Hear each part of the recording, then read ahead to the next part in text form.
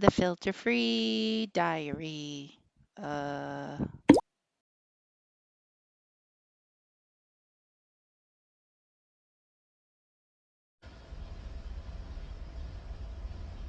Good morning.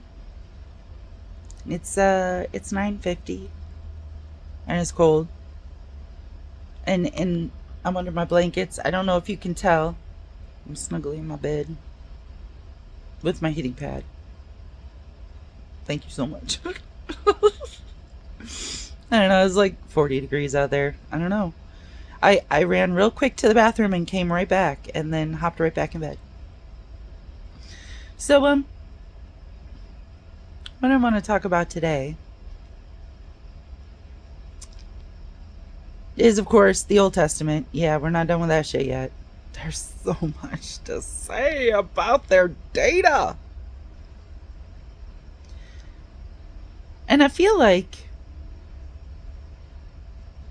they got some legit symbols in there, but it's doing weird shit. And I don't understand why it's doing what it's doing. And I have a theory. Would you like to hear my theory? Okay. So picture this. You got adults late at night when the kids have already gone to bed and should be sleeping, meeting at the kitchen table with candlelight because, it's a secret meeting. And the kids, they can't sleep. Why? Because it's almost too quiet. So they're sneaking out of bed and they're peeking in to see what the adults are doing in the kitchen with the candlelight being so mysterious. And the adults are having an adult conversation. What are they talking about? They're talking about a tesseract.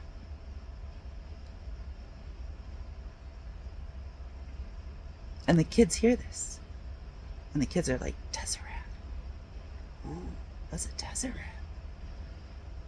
And this isn't a movie, so of course no adult goes into some monologue explaining what a tesseract is just so the audience can understand what's happening.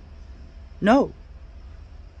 This is real, so the adults are actually just having their fucking conversation, and they're not explaining things because they already know what they're talking about. What are they talking about? They're talking about the tesseract. And how powerful the tesseract is. So the kids are listening in, hearing bits and pieces of what they can hear. Tesseract. Tesseract. So the next day, they tell their friends about the tesseract with its sharp claws and its beady red eyes. And it's like 10 times bigger than any rat they've ever seen. The tesseract. Why? Because small minds were listening in on big minds. And small minds didn't have all the pieces, so they created the pieces they needed to understand what they thought they were hearing. The tesseract. And that's how you can end up with legit words like a tesseract, but a totally different story about it, a totally different meaning, a totally different everything. And some adult that hears these kids talking about the tesseract with its sharp teeth and claws, they recognize the word, but they don't understand what they're saying about the word. And that's what I think happened with the Old Testament. I think the Israelis, or whatever they want to be called,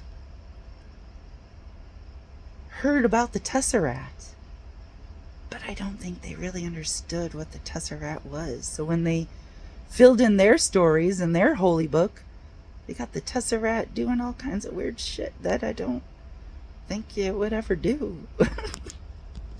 And this is where my theory comes from. Season 1, my very first vision was about a magic apple. It really was, though. I wasn't eating it. But if you've seen that episode, you know This was like a magic glowing apple that glowed with light, like golden light from the inside. This was not a regular apple. This was a fucking glowing apple.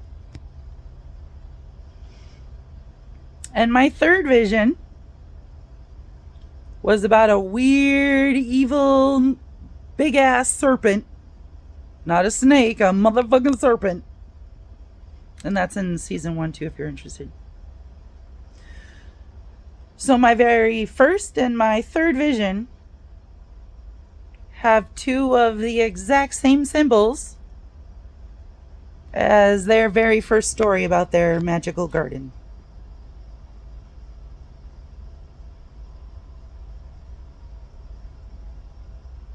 My third vision was about the universe. Is the universe in there? I think it might be. But they've got the symbols in the story doing all kinds of weird shit that doesn't make sense to me. And I think it's because they're borrowing things they don't understand. Like a tesseract. So I just wanted to share that. Put that out there. Because I don't believe in coincidences. And I definitely don't believe anything is random. I think that's like the dumbest word ever invented. Everything comes from somewhere. What do they decide to do with it? Have a good morning.